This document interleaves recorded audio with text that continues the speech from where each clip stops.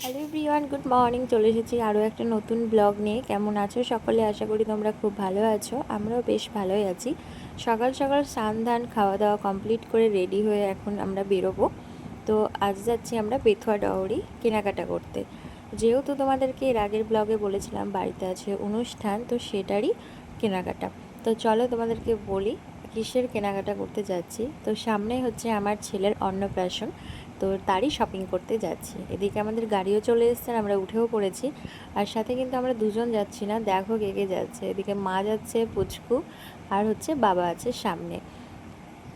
যেহেতু বেথুয়া ডাহরি যাচ্ছি আর পুচকুকে নিয়ে তো শপিং করা যাবে না, তাই ভেবেছিলাম ননদের বাড়িতে পুচকুকে রেখে তারপরে শপিং করতে যাব। তাই মা আর বাবাকে বললাম যে চলো তোমরাও চলো, তোমাদেরও বেড়ানো হবে। তো তাই সেই কারণে সবাই মিলে যাচ্ছি।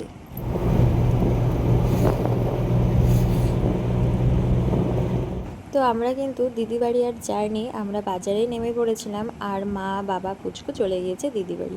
এসেই দেখো আমার শাড়ি দিয়েই শুরু করলাম। তো এখানে আমি শাড়ি দেখছিলাম।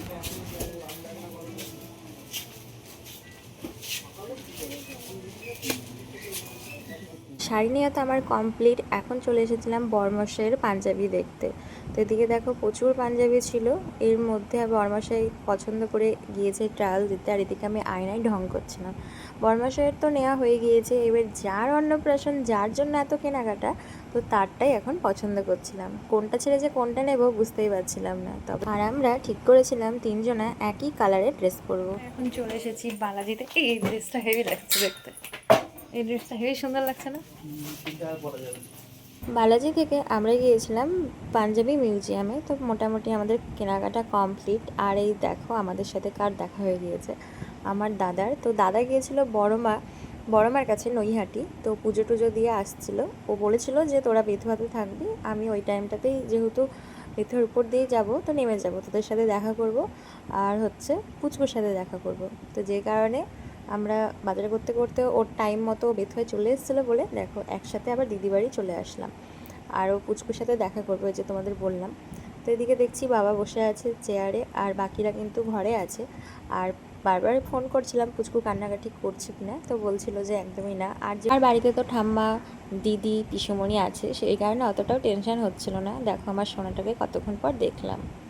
তো অনেকক্ষণ হলো দিদি বাড়ি চলে এসেছি, গল্প টল্প করে দেখো এখন খেতে বসে পড়েছি। দিদি অনেক কিছু রান্না করেছিল, ভাত ছাড়া সেগুলো আর তোমাদেরকে দেখাতে পারলাম না।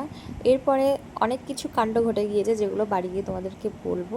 দেখো মাঝে ঝড় বৃষ্টি শুরু হয়ে গেছিলো দিদি বাড়ি থাকতে।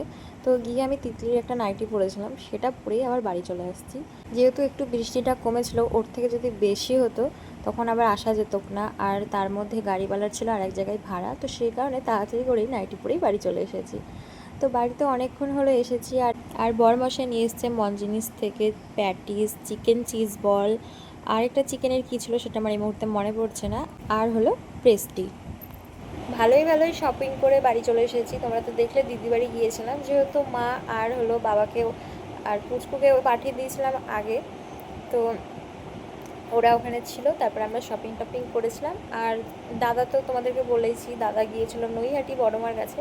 তো আসার সময় ও আবার নেমেছিল বেথুয়া স্টেশনে, দিয়ে তারপরে ও যেহেতু পুচকুকে দেখবে বলে আরোই নেমেছিল। তারপরে একসাথে সব কেনাকাটা করে টোরে হচ্ছে দিদিবাড়ি গিয়েছি। তো একটা কাজ আমার মানে অসম্পূর্ণ থেকে গেছে, সেটা হচ্ছে এই নেল আর্টটা। এই যে দেখো আমি হচ্ছে এখন যেহেতু পুচকু খুব ছোট, তো সেই কারণে আমি মানে হয়ে গেল 1 বছর হয়ে গেল আমি হাতের নখ রাখি না এখন।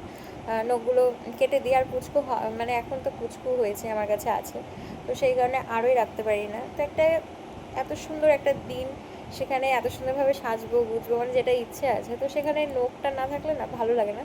তাই ভাবলাম যে তাহলে চলো একটু নেল আর্ট করাই যায়। তো এটা আমার জীবনে প্রথমবার বলতে পারো করা। তো অসম্পূর্ণ কথাটা বলার কারণ হচ্ছে করতে গিয়েছিলাম, তো বেশি হাতে টাইম ছিল না, তো তাও টাইম করলেই হয়ে যেত। তো কী বলবো, কপাল খারাপ হলে যা হয়। এই যে দেখো আমার অর্ধেক কাজ হয়েছে, তার মধ্যে ঝড় বৃষ্টি শুরু হয়ে গেছে, যে কারেন্টটাই চলে গিয়েছে। তো মোটামুটি এখনও কাজটা বাকি রয়েছে। তো এই যেটাই কালার হয় নেল পালিশ যেটা পরাই, ওই যে বললাম জীবনে প্রথমবার করছি, তো তাই আমি সঠিক অত জানি না এটার সম্বন্ধে। তো দেখো এই যে অর্ধেকটা হয়েছে আর অর্ধেকটা হয়নি। তো আমাকে ওই দিদিটা বলেছে যে তুমি যদি পারো এর মধ্যে আসবে, তো করে মানে করে দেবো। আর যদি না আসতে পারো, যেহেতু ছোটো বাচ্চা, মানে যাওয়াটা তো মানে অসম্ভব, আর ওই দিদিও এত দূর আসতেও পারবে না, তার বাড়ি হচ্ছে বেথুয়া আর আমার তো দেবগ্রাম। তো বলেছে যদি যেতে পারো তাহলে আমি হচ্ছে করে দেবো, আর যদি না পারো তাহলে নেল পালিশ করে নিও এর উপর দিয়ে। কী বলবো বলো, তারও মনটা খারাপ হয়ে গেছে আর আমার তো মনটা ভীষণই খারাপ হয়ে গিয়েছে। তো চলো, ভাগ্যে যদি থাকে এই কাজটা আমি অসম্পূর্ণ থেকে সম্পূর্ণ করতে পারবো, আর যদি না হয় তাহলে হবে না। তো চলো, আজকের মতো ভিডিওটা আমি এখানেই শেষ করলাম। কেমন লাগলো আজকের এই অন্নপ্রাশন ব্লগ, মানে অন্নপ্রাশনের কেনাকাটার ব্লগটা, অবশ্যই তোমরা কমেন্ট করে জানিও। তো খুব তাড়াতাড়ি নেক্সট ব্লগে দেখা হচ্ছে। সবাইকে টাটা।